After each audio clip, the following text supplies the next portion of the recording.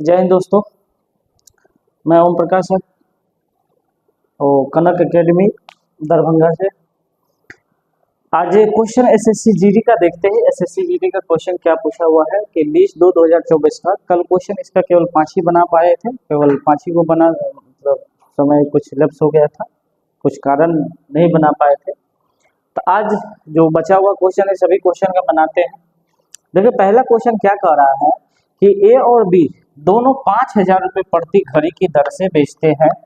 ए 25% लाभ अर्जित करता है जबकि बी 10% हानि होती है।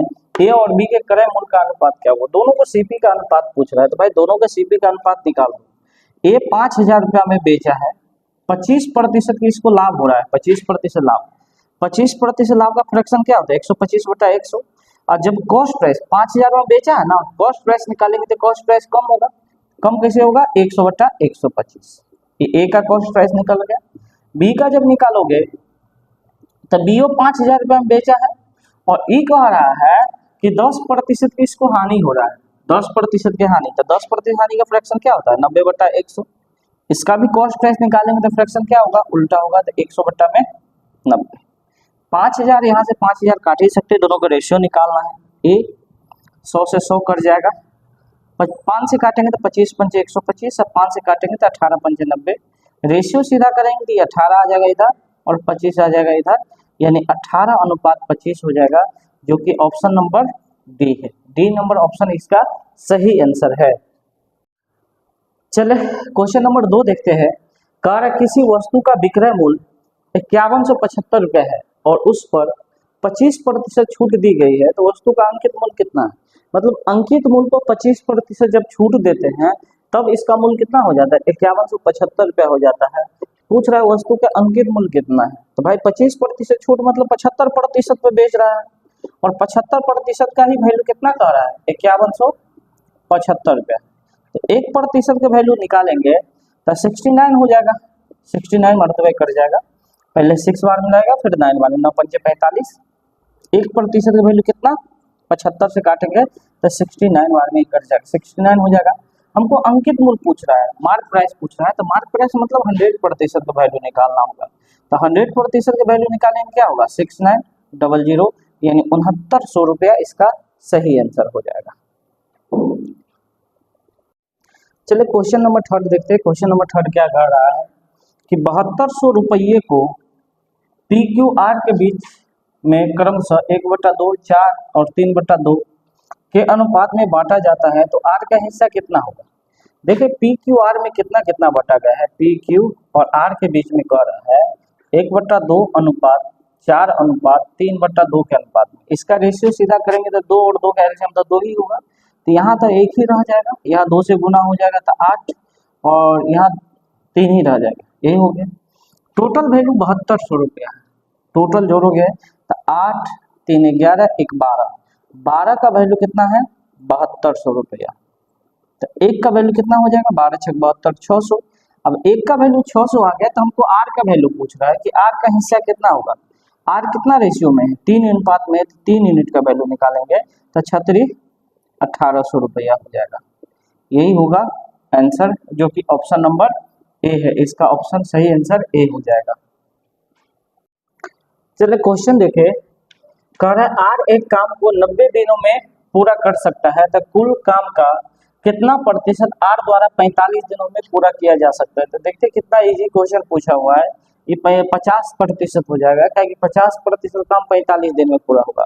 अगर बनाते हैं कैसे, तो ऐसे बना सकते हैं कि 90 दिनों में 100% काम करता है, तो एक दिनों में 90 दिनों में 90 डेज में 100% काम पूरा करता है, तो एक डेज में 100/90 हो जाएगा।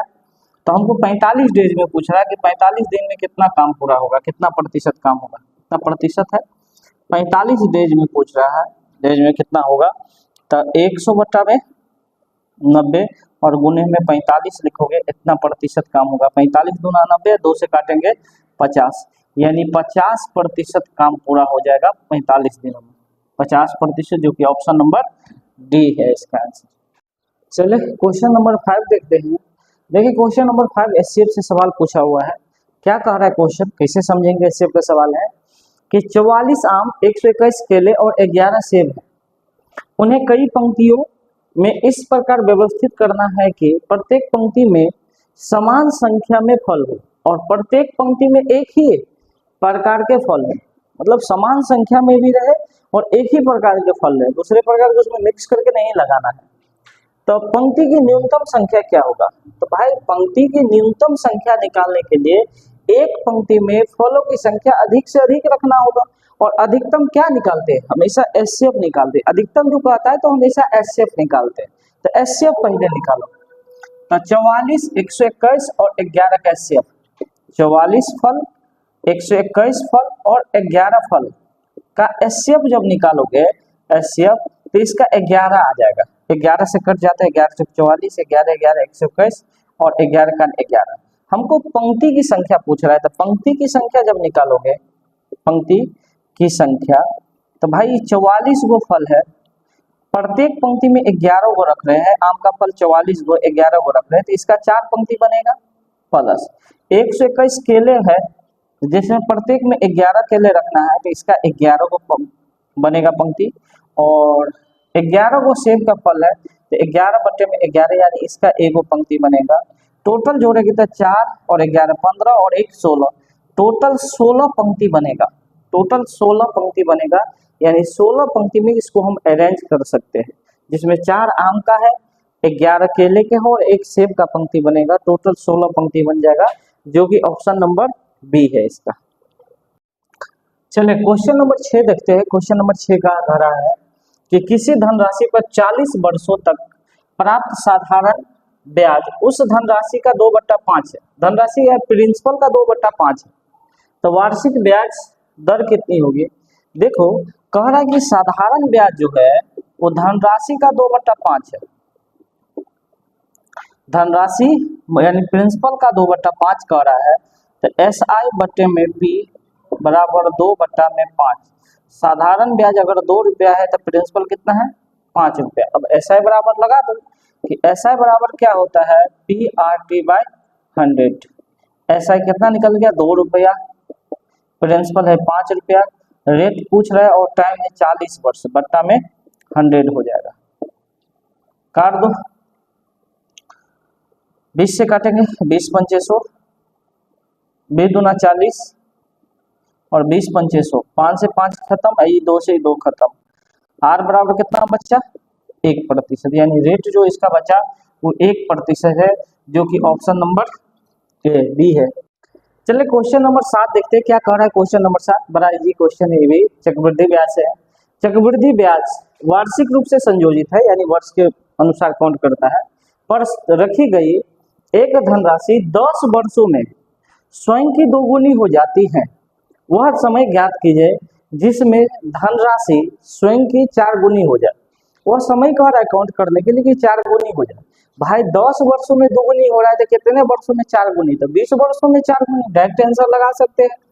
10 वर्षों में कह रहा है, वर्षों में 2 गुना होता है, तो 10 वर्ष, अगले 10 वर्ष फिर से छोड़ देंगे 10 वर्षों के लिए, तो क्या हो जाएगा, 2 का 2 गुना कितना होगा, 4 गुना।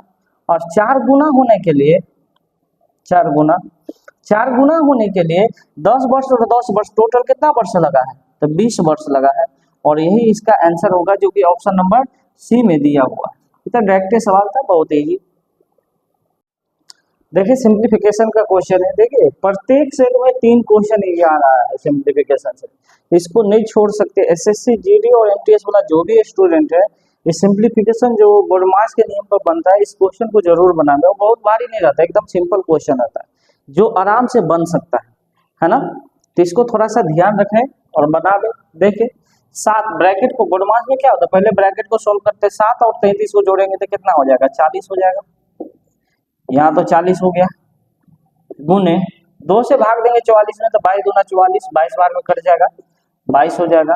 गुने 25 को 5 25 हो जाएगा, तो 25 से गुना करेंगे 4 में, पहले सम संख्या के साथ गुना कर दो। 25 चौका 100, 100 आएगो 0, 1000 और गुने 22 हो गया, टोटल गुना करोगे तो 22,000 हो जाएगा, जो कि ऑप्शन नंबर क्या है, ए नंबर ऑप्शन इसका सही आंसर है। चलिए क्वेश्चन नंबर 9 देखते हैं। कह रहा है कि एक विद्यार्थी ने एक परीक्षा में 75% अंक प्राप्त किए और उसे 60 अंक प्राप्त हुए। 75% अंक प्राप्त किए और उसे 60 अंक प्राप्त करने वाले दूसरे विद्यार्थी के अंक से 30 अंक अधिक प्राप्त हुए। परीक्षा का अधिकतम अंक कितने हैं? मतलब क्वेश्चन में कह रहा है कि पहले विद्यार्थी जो है वो 75% अंक प्राप्त किया और एक दूसरे विद्यार्थी जो है वो 60% अंक प्राप्त किया। पहला विद्यार्थी जो है दूसरे विद्यार्थी से 30 अंक अधिक प्राप्त किया है। 30 अंकों में कितना, 30 अंक अधिक प्राप्त किया। तो परीक्षा का पूर्णांक बताने के लिए कह रहा है। तो भाई परसेंटेज में कितना अधिक प्राप्त किया है, ये 60% है, ये 75%, दोनों के बीच में कितना का डिफरेंस है, 15% के। और यही कह रहा है 15% के वैल्यू कितना, 30 अंक अधिक लाए। प्रतिशत में 15% अधिक है और वही कह रहा है कितना अंक अधिक लाया है, 30 अंक अधिक लाया है। तो 1% का वैल्यू कितना होगा, 15 दूना 30, 2। तो 100% का वैल्यू कितना हो जाएगा, 200 हो जाएगा। यानी टोटल 200 अंकों का एग्जाम हुआ था, 200 अंक, जो कि ऑप्शन नंबर बी। बहुत इजी क्वेश्चन है सेट में। चलिए क्वेश्चन देखिए, क्वेश्चन नंबर 10 है। कह रहा है कि दो रेलगाड़ी समान चाल से विपरीत दिशाओं में चल रही है। यदि प्रत्येक रेलगाड़ी की 300 लंबाई 320 मीटर है और वे 18 सेकेंड में एक दूसरे को पार करती हैं, तो प्रत्येक रेलगाड़ी की चाल कितना है? भाई प्रत्येक की चाल x किलोमीटर पर घंटा मान लें। प्रत्येक की चाल x किलोमीटर पर घंटा। कह रहा है कि दो रेलगाड़ी समान चाल से विपरीत दिशा में चलती है। जब विपरीत दिशा में जाती है तो चाल जुट जाता है। दूरी बराबर फॉर्मूला क्या लगाते हैं, दूरी बराबर चाल गुने समय। चाल दिया हुआ है, दूरी दिया हुआ है, एक की लंबाई 320 मीटर और दूसरा की लंबाई भी 320 मीटर। तो दूरी, दोनों लंबाई ट्रेन की लंबाई जुट जाएगा। दूरी बराबर चाल, पहली ट्रेन की चाल x है और दूसरी के भी x है। किलोमीटर पर घंटा में माने मीटर पर सेकंड में चेंज कर दो, 5/18। और समय कह रहा है कि 18 सेकंड में एक दूसरे को पार कर जाते हैं। कह रहा है कि 18 सेकंड में एक दूसरे को पार कर जाते हैं, तो गुने में 18, 18 से 18 कट जाएगा, 320 320 640 बराबर 2x गुने 5। 5 गुना 10 से काटेंगे तो 10 कट जाएगा, 0 कट जाएगा, यानी x और अब कितना निकल गया, 64 किलोमीटर पर घंटा। तो प्रत्येक ट्रेन की चाल कितना निकला, 64 किलोमीटर पर घंटा, जो कि ऑप्शन नंबर बी है। चले, अच्छा लगे वीडियो तो लाइक शेयर एवं सब्सक्राइब कर दो। कुछ 10 क्वेश्चन बताए हैं, अब आगे अगला वीडियो आएगा, देखते रहे। सभी को चैनल को सब्सक्राइब करें।